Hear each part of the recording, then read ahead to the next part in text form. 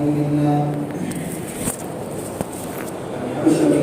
نحمده ونستعينه ونستغفره ونؤمن به ونتوكل عليه ونعوذ بالله من شرور أنفسنا ومن سيئات أعمالنا من يهده الله فلا مضل له ومن يضلل فلا هادي له ونشهد أن لا إله إلا الله وحده لا شريك له ونشهد أن سيدنا وسندنا ومولانا محمدا عبده ورسوله صلى الله تعالى عليه وعلى آله وأصحابه أجمعين أما بعد فأعوذ بالله من الشيطان الرجيم بسم الله الرحمن الرحيم تبت يدا أبي لهب وتب ما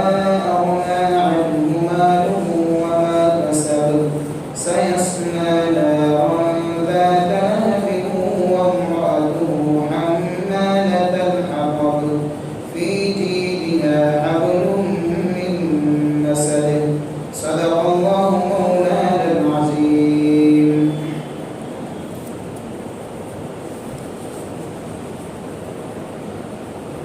یہ سورہ تبت یدا یہ ان صورتوں میں سے ہے جو عام طور پر لوگوں کو زبانی اور منہ پر یاد ہوتی ہے. اس کا ترجمہ سن لیں. بسم اللہ الرحمن الرحیم. شروع اللہ کے نام سے جو بڑا مہربان نہایت رحم فرمانے والا. تبت یدا ابی لہب.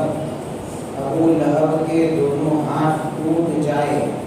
وتب اور وہ ہلاک ہو گیا. ما اغنى عنه ماله اس کو اس کے مال میں کچھ فائدہ کچھ کام نہیں آیا. وما کسب اور نہ وہ کمائی جو اس نے کمائی تھی. سیصلی نارا ذات لہب عنقریب وہ ایسی آگ میں داخل ہوگا جو بھڑکتے شعلے والی ہوگی. وامرأتہ اور اس کی عورت بھی حمالۃ الحطب جو لکڑیوں کو اٹھا کر لانے والی ہے یا پھر لکڑیوں کو اٹھا کر لاتی ہے. فی جیدہا حبل من مسد اس کے گلے کے اندر مضبوط کٹی ہوئی رسی ہوگی.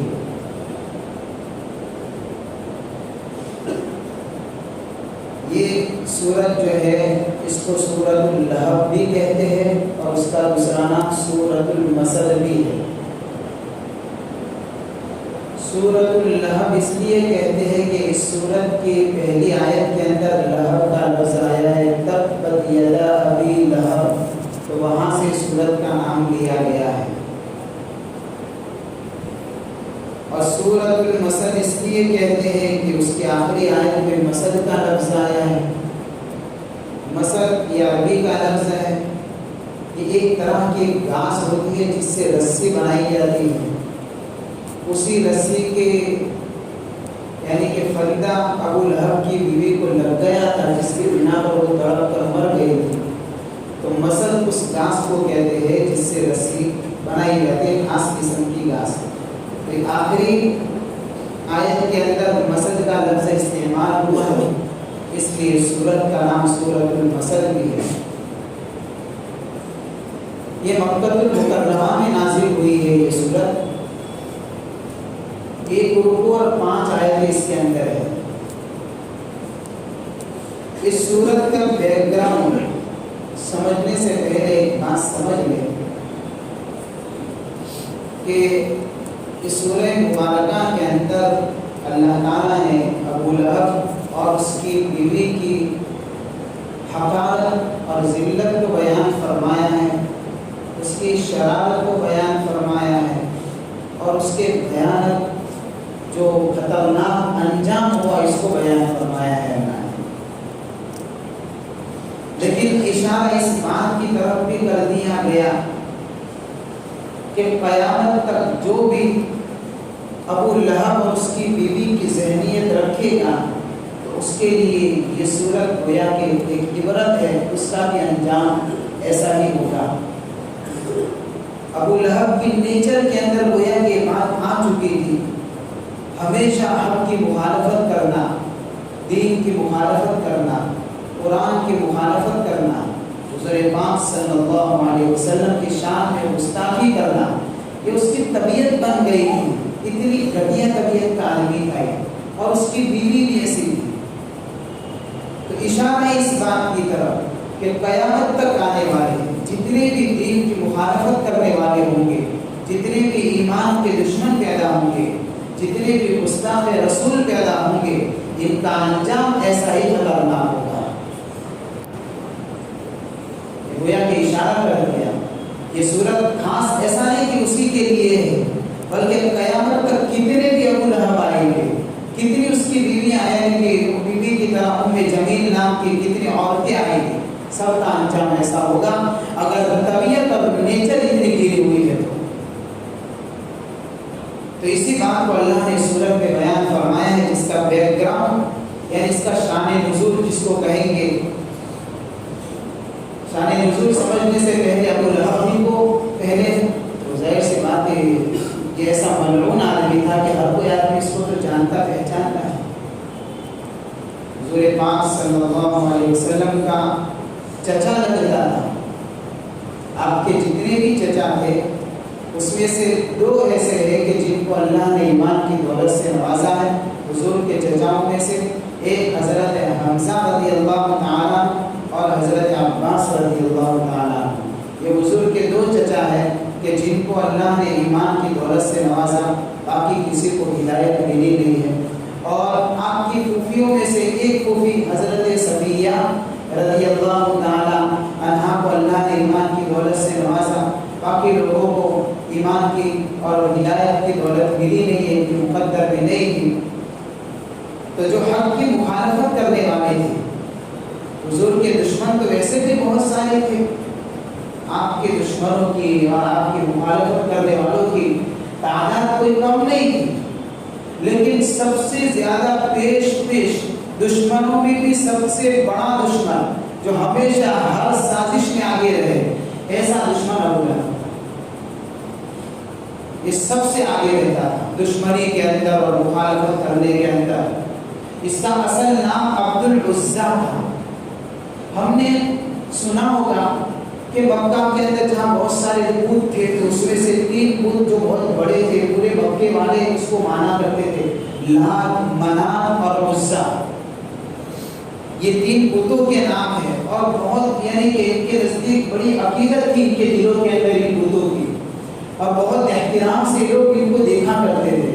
تو ایک بت جو عزیٰ تھا اس کی طرف نسبت کرتے ہوئے ابو لہب کا اوریجنل نام، اصل نام عبد العزیٰ یعنی عزیٰ کا بندہ، یہ اس کا اصل نام تھا۔ قرآن نے اس کے اصل نام کو ہٹا کر اس کی کنیت کو استعمال کیا، اس کا ایک لقب جو تھا اسی سے اس کو پکارا، اس لیے کہ اس کے اصل نام کے اندر شرک ہے، شرکیہ نام ہے عبد العزیٰ۔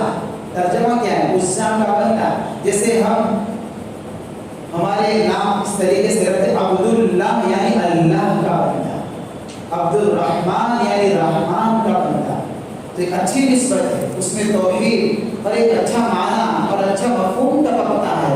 تو عبد العزیٰ کے اندر شرک ٹپکتا ہے، اس لیے قرآن نے اس کے شرکیہ نام کو چھوڑ کر ایسے نام کو استعمال فرمایا جس نام سے وہ بھی مشہور ہی تھا، اور بعد میں جا کر اس نام کے مطابق اس کو سزا بھی ملنے والی ہے، بلکہ ایسا انجام ہوا بھی ایسا، اس لیے کہ ابو لہب کا میننگ ہے آگ کی شعلہ، آگ کا شعلہ، تو اس کو ابو لہب اس لیے کہتے ہیں کہ جس طریقے سے آگ کے شعلے میں چمک ہوتی ہے، اسی طریقے سے اللہ نے اس کو ایسی خوبصورتی عطا فرمائی تھی کہ اس کا چہرہ سرخ اور سفید اور لال تھا، بالکل چمکدار چہرہ تھا، اس لیے اس کا نام ہو گیا تھا ابو لہب،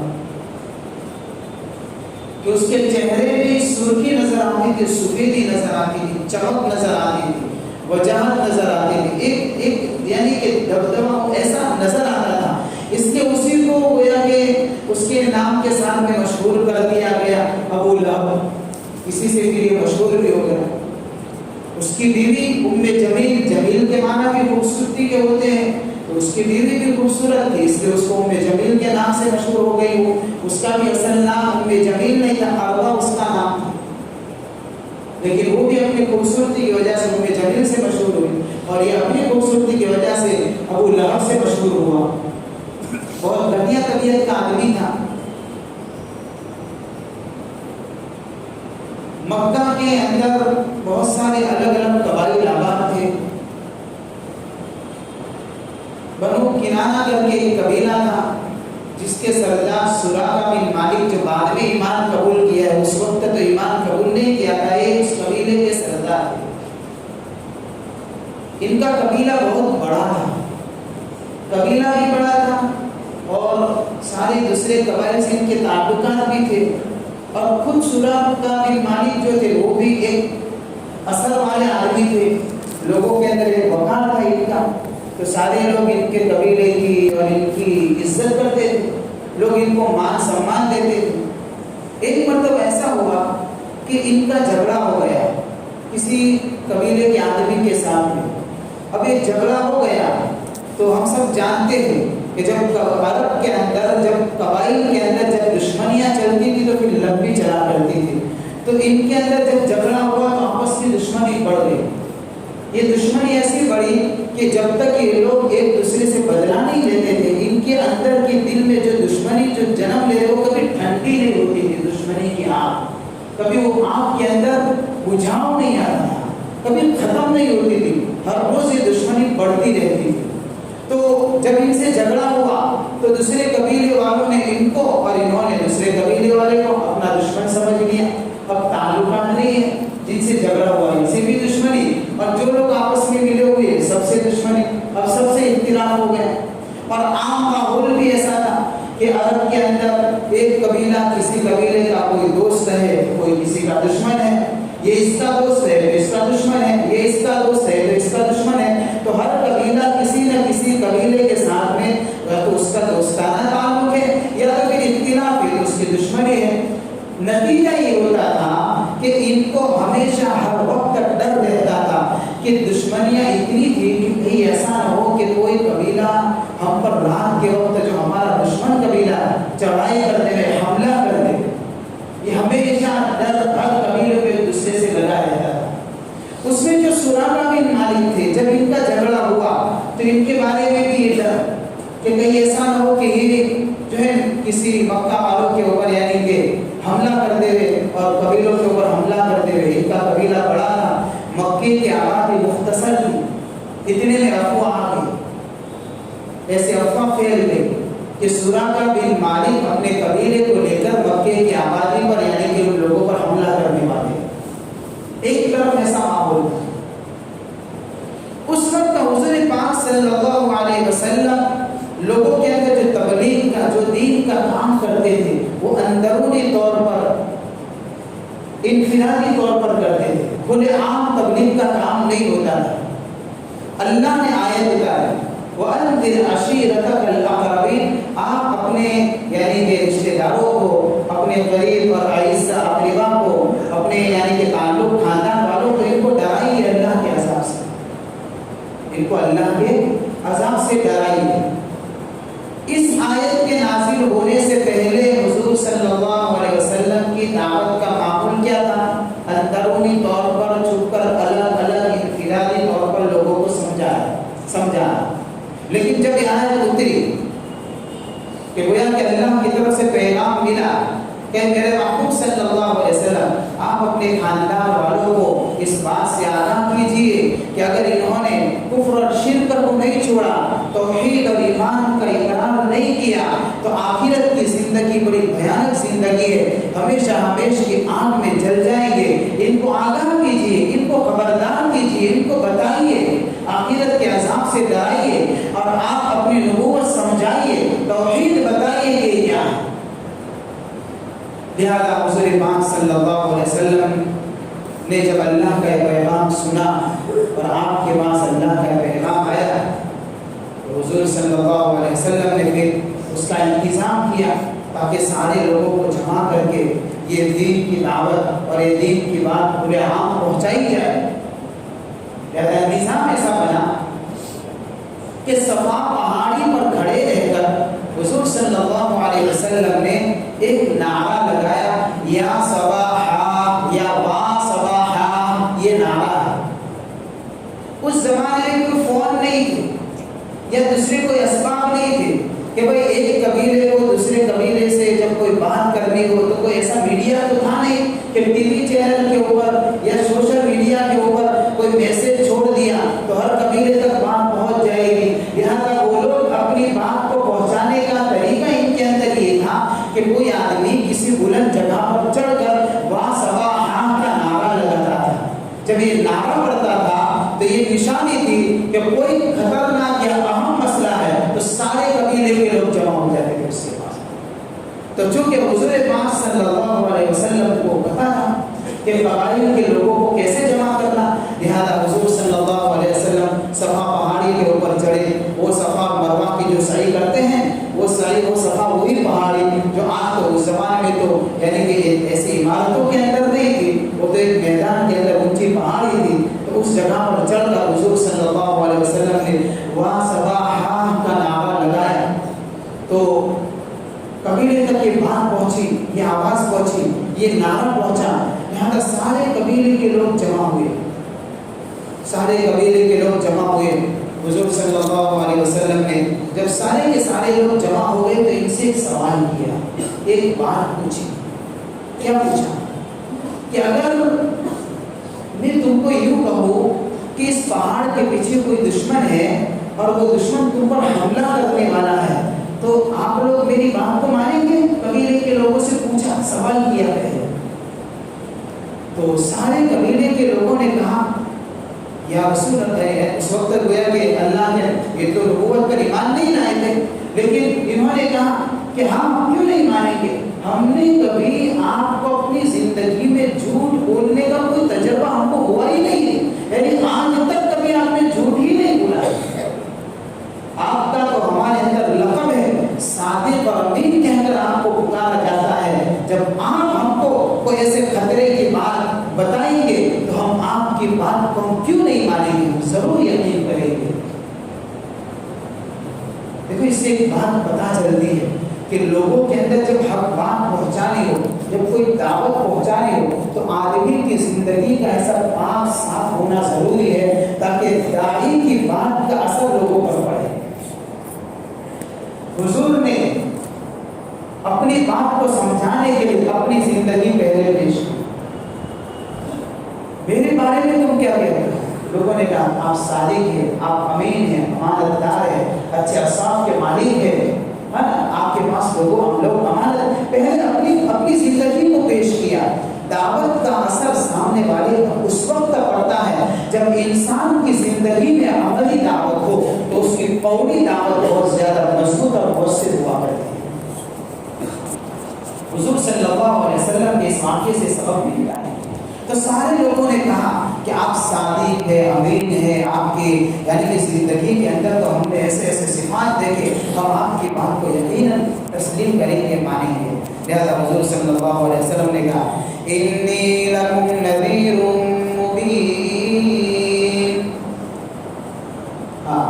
میں تم کو ڈرانے کے لیے بھیجا گیا ہوں، میں ایسے خطرے سے آگاہ کرنے کے لیے بھیجا گیا ہوں کہ ایک خطرہ تو یہ ہے کہ اگر اس پہاڑ کے پیچھے دشمن چھپا ہو تو تم کو میری بات پر یقین آ جاتا ہے، آپ اپنے خطرے کو روکنے کے لیے ہر طرح کا اقدام کرنے کے لیے تیار ہو جاتے ہیں۔ ایک خطرہ ایسا ہے، اللہ نے مجھے پیغام دے کر بھیجا ہے، اگر آپ لوگوں نے کفر اور شرک کو نہیں چھوڑا، توحید کو قبول نہیں کیا، ایمانی زندگی کو نہیں اپنایا تو پہاڑ کے پیچھے چھپے خطرے سے بھی بڑا خطرہ ہے، فرشتوں کی فوج ہے جو تم پر حملہ کرے گی اور تمہاری آخرت کی زندگی ہمیشہ کے لیے تباہ اور برباد ہو جائے گی۔ لہذا یہ تو اس سے بھی بڑا خطرہ ہے، جب تم اس چھوٹے خطرے کے متعلق میری بات پر یقین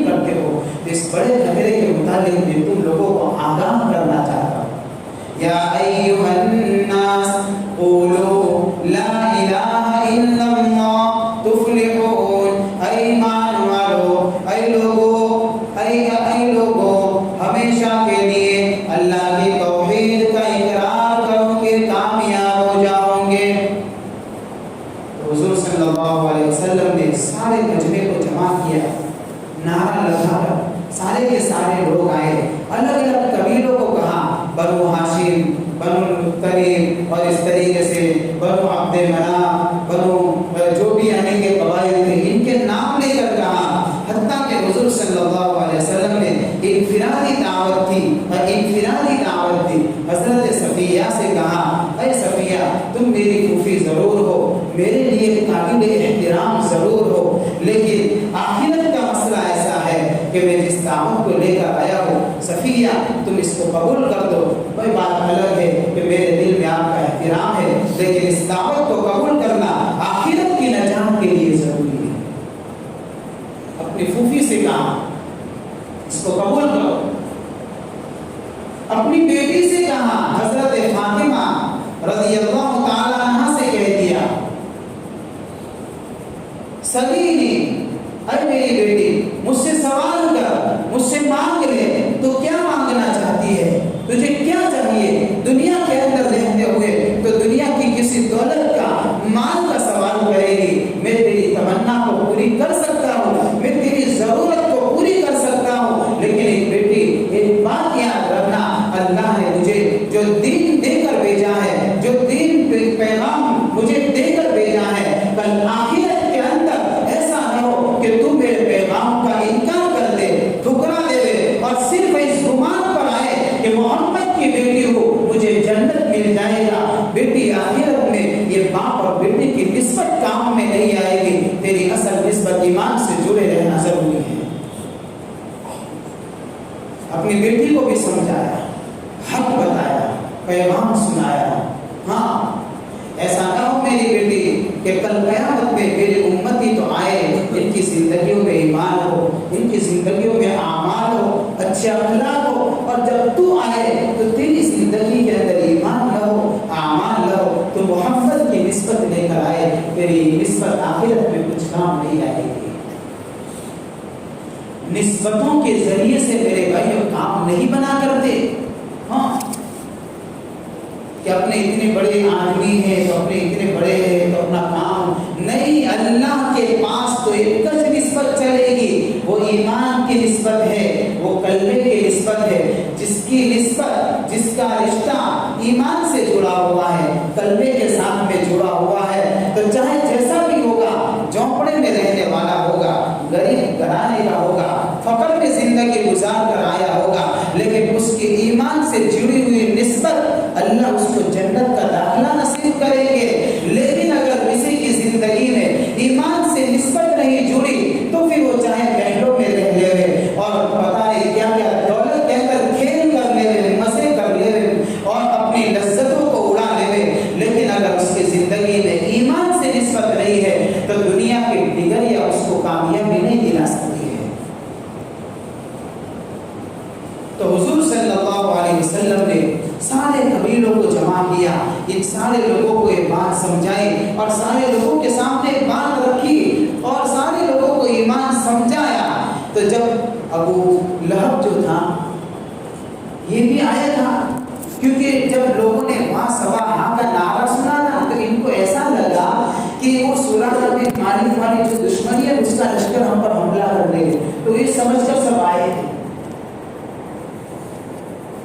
तो अबू लहब ने जब ये बात सुनी हुज़ूर पाक सल्लल्लाहु अलैहि वसल्लम से, यानी कि जब ईमान का पैगाम सुना, तौहीद का पैगाम सुना,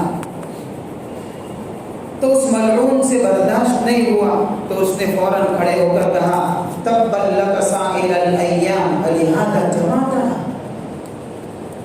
नऊज़ बिल्लाह, उसने बददुआ या जुमला कहा हुजूर के सामने कि आपकी हलाकती हो, बर्बादी हो, नऊज़ बिल्लाह। तब्बल लक, पूरी जिंदगी साइरल अय्याम अलिहादा जमाअतना, या फिर अलिहादा दअवतना, इसके लिए हमको जमा किया था, इसके लिए हमको सबको बुलाया था, ये कोई पैगाम है। इस तरीके से गोया कि इसने बहुत बेतुकी यानी कि ज़बान से वो अल्फाज निकाले और गुस्ताखाना अल्फाज निकाले और घटिया अल्फाज निकाले हुज़ूर पाक सल्लल्लाहु अलैहि वसल्लम की शान में। तो उस वक्त फिर अल्लाह ताला ने इस सूरत को उतारा और इस सूरत के अंदर उसकी तबाही और बर्बादी को बयान फरमाया है। یہ اس صورت کا بیک گراؤنڈ ہے کہ کس طریقے سے وہ تباہ ہوا، برباد ہوا۔ لہذا آئندہ اتوار کے دن انشاءاللہ میں اس کے متعلق جو بھی اس کے اندر یعنی کہ کس طریقے سے اس کا برا انجام ہوا میں آپ کے سامنے رکھنے کی کوشش کروں گا۔ اللہ تعالیٰ صحیح معنوں میں ہماری نسبتوں کو ایمان کے ساتھ میں مضبوط بنائے، دین کے ساتھ میں مضبوط بنائے، اور قرآن اور دین کے اوپر چلنا ہمارے لیے آسان فرمائے۔ حضور پاک صلی اللہ علیہ وسلم کے ساتھ میں سچی پکی محبت نصیب فرمائے۔ دعا